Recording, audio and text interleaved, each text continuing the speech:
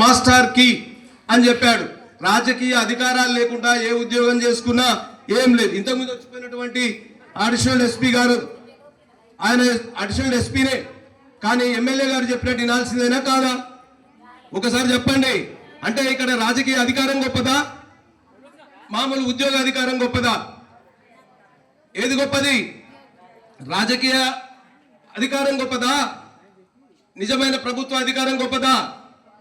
అందుకనే డాక్టర్ బాబాసాహెబ్ అంబేద్కర్ కోరుకున్నది అదే. మీరు పాలితులుగా కాదు పాలకులుగా ఉండాలి. పాలకులుగా ఉంటేనే మనం ముందుకు పోతాం. మనం పాలకులుగా ఉన్నప్పుడే మన ప్రజలకు ఏం కావాలనో అది చేస్తాం అని చెప్పి డాక్టర్ బాబాసాహెబ్ అంబేద్కర్ గారు. కానీ మన వాళ్ళు ఏంటంటే ఒక గొడ్డును కోసుకుంటే నా పోగు అన్నట్టుగా వీళ్ళు పోగుల పంచాయతీ పెట్టుకుంటున్నారు. నేనేమంటున్నా, మాలోళ్ళు నీ సొమ్ము గుంజుకోలే. మందకృష్ణ, నీ సొమ్ము గుంజుకుంది, నీ కుల వృత్తిని గుంజుకుంది. నీ కుల వృత్తి ఏంటి? నువ్వు చెప్పులు కుట్టోళ్ళం, మేము కాళ్ళకు కట్టుకుంటే మేము చెప్పులు నేర్పిందే, మేము తయారు చేసిందే అనేమంటున్నావు కదా. నీ నిజమైన హక్కు కదా. మరి అలా లకాని కంపెనీ ఎవరిది? బాటా కంపెనీ ఎవరిది? ఇవాళ కోట్ల లక్షల కోట్ల రూపాయలను గొడ్డు మాంసాన్ని ఎగుమతి చేసుకున్నటువంటి కంపెనీలన్నా ఎవరి పేరు మీద మాలలకు ఉన్నాయా? మరి వారి ఇంటి ముందర కదా నువ్వు ధర్నా చేయాల్సింది. మాలల ఇంటి ముందర ధర్నా చేసి మాలల హక్కుల మీద నువ్వు పోరాటం చేసేది ఏంది? అంటే రిజర్వేషన్లు ఒక్కటేనా? ఉద్యోగాలు ఒక్కటేనా? రాజకీయ అధికారం వద్దా? వివేక్ గారు ఉన్నారు, ఆ మాలాయనకు చెందినటువంటి వివేక్ గారు వెంకటస్వామి మీద పడి పడి పడి పడి పొద్దున్నే ఆయన మీదనే పడి పడి ఏడుస్తూ ఉంటాడు. కానీ అదే బాబు జగ్జీవన్ బిడ్డ మీరా కుమార్, మరి వీళ్ళందరూ రాజకీయ పదవులు అనుభవిస్తుండ్రే, కోట్లకు పడగలు ఎత్తిండ్రే. మరి అలా కావ్య, కడియం శ్రీహరి, వీళ్ళందరూ ఎవరు? అదేవిధంగా దామోదర రాజనరసింహ డిప్యూటీ సీఎం ఎవరు? వాళ్ళు మాదిగలు కాదా? అందరికీ రాజకీయ పదవులు ఉన్నాయి. ఇది కాదు కావాల్సింది. సీఎం కోటను కొట్టాలంటే మాల మాదిగలు ఏకం కావాల్సిన అవసరం ఉంది. వాస్తవంగా వాళ్ళు కోరుకుంటారు. కానీ మనం అంబేద్కర్ వాదులుగా మనం కలిసే ఉండటానికే ప్రయత్నం చేయాల్సిన అవసరం ఉంది. సరే, ఎవరి కోరికలు వాళ్ళకు ఉంటాయి. కానీ ఇంతకుముందు సార్ చెప్పినట్టు ఇది భారత రాజ్యాంగం. ఈ బుక్ భారత రాజ్యాంగం. ఇది 800 రూపాయలు. నా దగ్గర సుమారుగా 1,00,000 రూపాయలకు చెందినటువంటి పుస్తకాలు మా ఇంట్లో ఉంటాయి.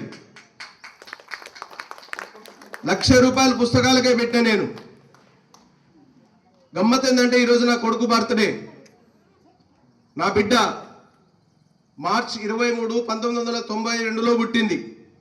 అంటే ఆమె 21 ఎప్పుడు వస్తుంది? ఏప్రిల్ 14 నాడు ఆమె 21 వచ్చింది. అప్పుడే నా బిడ్డకు శిల్పా అంబేద్కర్ అని పేరు పెట్టినా. రెండవ బిడ్డ ప్రతిమా అంబేద్కర్. మూడవ కొడుకు సచిన్ అంబేద్కర్.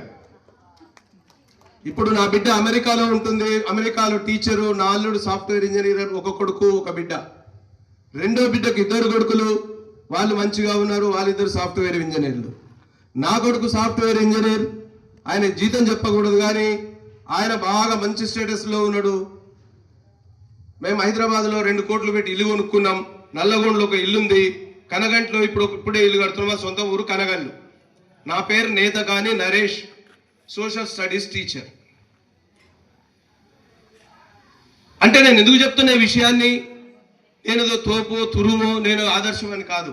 1991 నుంచే నేను అంబేద్కర్ని ఇక్కడ ఎక్కించుకున్నా.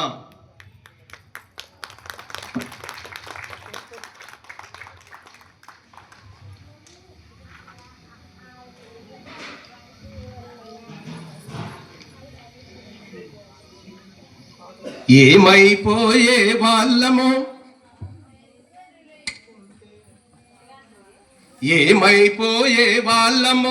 అంబేద్కరు లేకుంటే, ఏ చీకటి మింగునో తను వెలుగై రాకుంటే.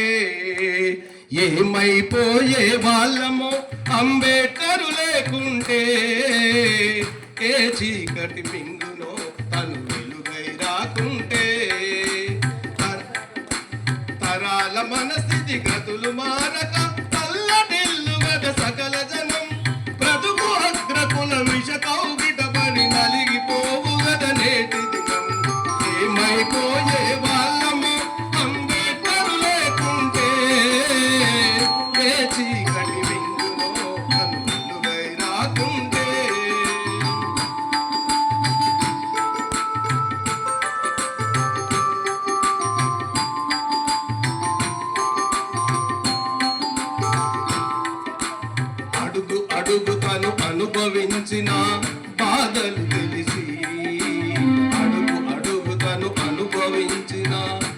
బాధలు మరచి తన రక్తపు చుక్కలు లక్షల అక్షరాలుగా మలచాడు. తన రక్తపు చుక్కలు లక్షల అక్షరాలుగా మలచాడు. భారత జన నుదుటి రాతను అంబేద్కర్ మార్చాడు. ఏమైపోయే వాళ్ళము అంబేద్కర్ లేకుంటే, ఏ చీకటి మింగులో అను నిలువై రాకుంటే. ఇది అంబేద్కరే కనుక లేకుంటే, నేను ఫస్ట్ వాక్యంలోనే చెప్పడం జరిగింది, ఈ దేశంలో గనుక గాంధీ పుట్టకుండా ఇంకొక 100 సంవత్సరాలకైనా స్వాతంత్రం వచ్చేది, కానీ మనకు స్వేచ్ఛా స్వాతంత్రాలు వచ్చేవి కావు. ఎందుకంటే 86 సంవత్సరాలైనా 76 సంవత్సరాల రాజ్యాంగంలో కూడా ఇప్పటికీ మన హక్కులు లేవు. కారంచుండు, నీరికొండ, పదిరికుప్పం, లక్ష్మీపేట, వేంపేట ఇవన్నీ దళిత మహిళలపైన, దళితులపైన ఊచకోతలే. అయినా శిక్షలు పడుతున్నాయా? పడవు. ఎందుకంటే అందరూ కూడా అగ్రవర్ణాలకు చెందినటువంటి వాళ్ళే, నేరాలు చేసే దాంట్లో వాళ్ళే ఉంటారు. బాధితులలో 80% ఎస్సీ, ఎస్టీ, బీసీ ప్రజలే ఉంటారు. మరి అప్పుడు దానికి రాజ్యాంగం రక్షణ కవచం. ఇవాళ ఎస్ఐ మీదనైనా, సిఐ మీదనైనా, ఎమ్మెల్యే మీదనైనా, ఎంపీ మీదనైనా, ముఖ్యమంత్రి మీదనైనా అవసరం అనుకుంటే ప్రధానమంత్రి కూడా కేసులు వేసినటువంటి, శిక్షలు వేసినటువంటి చట్టం భారత రాజ్యాంగం. ఇందిరాగాంధీకి శిక్ష వేసింది. ఇందిరాగాంధీ ఎన్నిక చెల్లనది. పివి నరసింహారావుని జైలు వేసింది, దోషి అని చెప్పింది. ఆ రాజ్యాంగాన్ని రాసినటువంటి గొప్ప వ్యక్తి ఎవరంటే డాక్టర్ బాబాసాహెబ్ అంబేద్కర్. తన జీవితాంతం, ఆయన మరణానికి కారణం నేనంటాను, ఆయన మరణానికి కారణం భారత రాజ్యాంగ రచన. 2 సంవత్సరాల 11 నెలల 18 రోజులు సుదీర్ఘంగా అహోరాత్రులు 17 గంటలు మాత్రమే ఆయన పనిచేస్తూ 6 గంటలు 3 గంటలు మాత్రమే పడుకునేవాడు. ఇంతకుముందు సార్ చెప్పిండు, ఆయన చాలా అధ్యయనం చేసేవాడు, బాగా పుస్తకాలు చదివేవాడు అని చెప్పేసి. కానీ ఆయన బాత్రూముకు పోతే కూడా ఒక పేపర్ పట్టుకొని పోయేవాడు. పేపర్ అంటే న్యూస్ పేపర్ కాదు, ఏదో ఒక చిన్నపాటి. ఆ 10 నిమిషాలు ఎవరు బాత్రూమ్ పోయినా 10 నిమిషాలు పోతారు. ఆ 10 నిమిషాలు కూడా వేస్ట్ కావద్దు సమయాన్ని అని చెప్పేసి ఆ విధంగా చేయడం జరిగింది. ఆయన ఎన్నో పుస్తకాలు రాసిండు, కుల నిర్మూలన రాసిండు. ఆ కుల నిర్మూలన, సమాజంలో కుల నిర్మించాలంటే మనమేమో కుల నిర్మూలన చేయాలనుకుంటున్నాం. వాస్తవంగా 1991లోనే నేను నరేష్ మాలా అని పెట్టుకున్నా. 91లో అప్పుడు మందకృష్ణ మాదిగా పుట్టలేదంటే ఆయన పుట్టలేదని కదా, ఆ పేరు పుట్టలే. నేను ఎప్పుడు అంటే 1997, 94 నుంచి ఆయన ఉద్యమాన్ని తీసుకొచ్చిండు. 94లో ఇదే అందరు ఏమైనా మందకృష్ణ పెట్టుకొని నువ్వు పెట్టుకున్నావా నరేష్ మాలా అన్నాడు. అరే కాదురా భయ్, నేను నా కులాన్ని పెట్టుకోవాలి, నా జాతిని పెట్టుకోవాలా, మాకేం తక్కువ. ఇక మాలల విషయానికి వచ్చినప్పుడు అట్లా పెట్టుకున్నా.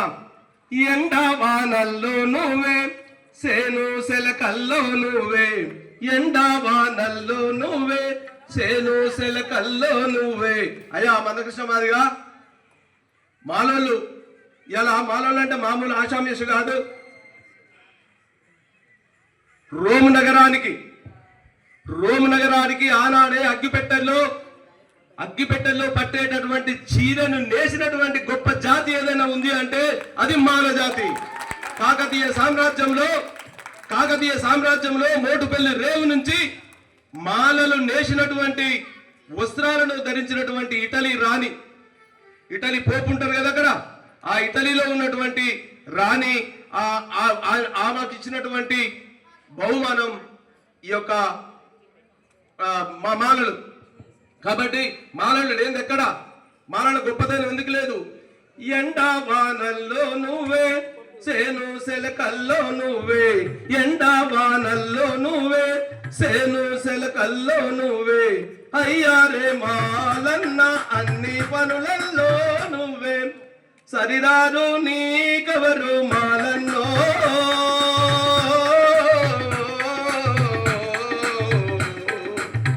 చెయ్యెత్తి దండం పెడతా మాలన్నా, నీకు చెయ్యెత్తి దండం పెడతా మాలన్నా, చూడా సక్కాని తల్లి సుక్క సుక్కల్లో వెళ్ళి కూడా సత్తాని తల్లి సుక్కల్లో వెళ్ళి నమ్ముల్లో నాగా మల్లి నా పల్లె పాలవల్లి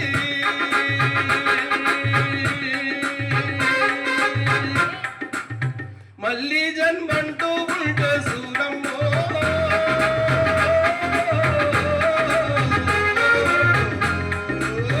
తల్లి పల్లె ఉడతామాయమ్మ తల్లి పల్లె ఉడతామాయమ్మ.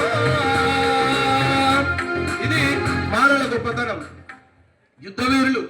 ఇక ఈయన ఏం చెప్తాడంటే మందకృష్ణ మాదిగా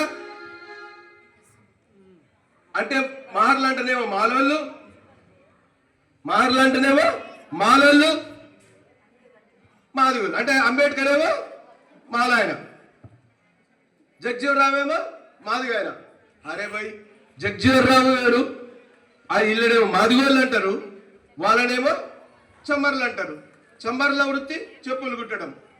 మరి అదే మాలోళ్ళ వృత్తి మహర్లు, యుద్ధ వీరులు. మరి మాలోళ్ళకి ఈడ వ్యవసాయం చేస్తారు, ఈడ బట్టలు వేస్తారు. అరే మహర్కు మాలోనికి ఏం సంబంధం? బోడగుండుకు మోగాలకు లెంక పెట్టి ఇగో ఈ అంబేద్కర్ మాలాయన, అంబేద్కర్ బిరు చూసుకొని వీళ్ళు మమ్మల్ని దోసుక తింటున్నారు, మాకు ఇప్పుడు ఏబిసిడి వర్గీకరణ కావాలని ఉద్యమాన్ని తీసిండు, అయ్యిండు, సక్సెస్ అయ్యిండు. కొంత లాభం అయింది, కొంత నష్టం జరిగింది. ఇప్పటికైతే టోటల్ గా నష్టమే. నీకు ఎందుకు చెప్పిన ఇందాక మా ముగ్గురు పిల్లల కథ అంటే, నా ముగ్గురు పిల్లలు కూడా, నేను ఒక టీచర్ని, నా పిల్లలకి ఎక్కడ కూడా గవర్నమెంట్ ఉద్యోగాలు లేవు. అంటే నేను బతకలేదా? అంటే మనం బతకలేమా? రేపు మన పిల్లల్ని మంచి చదువులు చదివించాల్సిన అవసరం ఉంది. ఈ సమాజానికి మన పిల్లల్ని చదివించాలి. మీరు అది ఎవరు చేయాలి? తల్లి చేయాలి. ముఖ్యంగా తల్లులకు ఉంటుంది పాత్ర, తల్లులు ముఖ్యంగా. అందుకనే డాక్టర్ బాబాసాహెబ్ అంబేద్కర్ ఏం చెప్పిండంటే, ముఖ్యంగా మహిళలు బాగా చదువుకోవాలి. మహిళలు చదువుకున్నప్పుడు మాత్రమే ఆ యొక్క విద్య పిల్లలకు అందుతుంది. అందుకనే ఇల్లాలి చదువు ఇంటికి వెలుగు అని అంటారు. ఆ ఇల్లాలి చదువు ఇంటికి వెలుగు అన్నారు కాబట్టి మీరందరూ కూడా బాగా చదవాలి. మరి అన్నం మీ అందరి కడుపులు కూడా మాడుతున్నాయి, నాకు అర్థమైంది. కాబట్టి ఇంకా అసలు యాక్చువల్గా భారత రాజ్యాంగమే మొదలు పెట్టలే నేను. కానీ ఇప్పుడు రాజ్యాంగం గురించి తెలుసుకోవాలి అంటే అది సుదీర్ఘమైనటువంటిది. అది తర్వాత మళ్ళీ మనం చెప్పుకుందాం. ఇప్పటికైతే మీరు ఏం లేదు, డాక్టర్ బాబాసాహెబ్ వారసులుగా ఉండాలంటే ఫస్ట్ మీరు అంబేద్కర్ ఇజాన్ని ఆలోచన చేయాలి.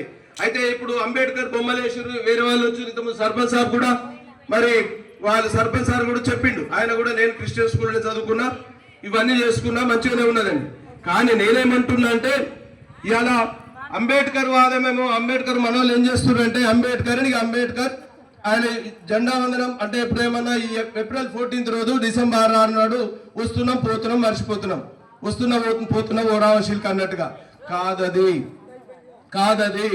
ఇవాళ ఏమైందంటే మాల నాయకులు కానీ మాదిగ నాయకులు కానీ అంబేద్కర్ ఓటు అనే ఆయుధాన్ని ఇచ్చిండు. ఓటు అనే ఆయుధాన్ని ఇచ్చినప్పుడు ఇవాళ ఏమైంది? ఆ ఓటు అనే ఆయుధం అనేటటువంటిది మన వాళ్ళు ఓట్లు అమ్ముకుంటే మన వాళ్ళకు అంటే దళిత దళారులు కొంతమంది ఉంటారు. దళిత దళారులు అంటే అందరు దళితులు, నేను కూడా దళితుడిని కానీ నేను దళారిని కాను. నేను ఒక పైసా పెట్టుకొని నేను ఎవరికైనా నేను దాన ధర్మాలు చేస్తుంటే అంబేద్కర్ విద్యా విధానం ద్వారా. కానీ అంబేద్కర్ వాదం అంటే అంబేద్కర్ని బదనాం చేసుకుంటూ సంఘాలు పెట్టుకొని డబ్బులు అడుకునే వాళ్ళని. కానీ అదే అంబేద్కర్ని నమ్ముకున్నటువంటి పాలకులు ఎవరైతే ఉంటారో ఇవాళ పోటీలు పడి ఇవాళ మాలమాదిగోలు కట్టించిన విగ్రహాలు లేవు ఎక్కడ. మీరు చూడండి, మాలమాదిగోలు పావుల సందేశకొని కట్టిన విగ్రహాలు ఒకటని ఉన్నాయా? ఏ వెంకరెడ్డిదో, ఏ లక్ష్మారెడ్డిదో, ఎల్వాయనదో, కంబాయనదో, కాపాయనదో వాళ్ళ పైసలతోటి విగ్రహాలు కడతారు. మీకు తెలుసో తెలియదు? మాలాయన మాదిగాయన పావులేచి విగ్రహం పెట్టినటువంటిది చూపిస్తే నా చెవు ఘోషిస్తా. కావు పైసలు అంత రావు. కానీ ఆ ఊర్లో ఉన్న పటేల్ చేస్తాడు, ఇంకో పెద్ద మనిషిని పిలుస్తారు, అరే రారు మీకు విగ్రహం ఇప్పిస్తే మీరు కట్టుకోర్రి అంటాడు. అది మానవుల వాడకట్లో మాదివేల వాడకట్లో పెడతారు, ఇంకొని పంచాయతీ పెడతాడు. అంటే వాళ్ళు అంటే అంబేద్కర్ని నమ్ముకుంటే మేము రాజ్యాధికారానికి వస్తాం. అంబేద్కర్ అనేటటువంటి వ్యక్తి వాళ్లకు ఓట్ల మూటాలుగా ఓట్లుగా పనికొస్తాయి. కానీ అదే దళిత దళారులకు అంబేద్కర్ వాదం అనేటటువంటిది నోట్లు గురిపిస్తుంది, అగ్రవర్ణ పాలకులకు ఓట్లు గురిపిస్తుంది. కాబట్టి మీరు జాగ్రత్తగా గమనించండి.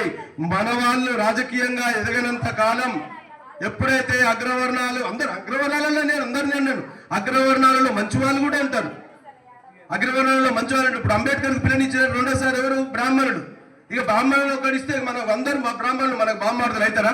ఇప్పుడు మందకృష్ణ మాట్లాడేది గట్టే, బాపనోళ్ళు మాకు బామ్మాడుదలు అవుతారు, ఇంకొక ఆయన పటేలి మావ అవుతాడు, ఇట్లా అని చెప్పుకుంటూ అది కరెక్ట్ కాదు.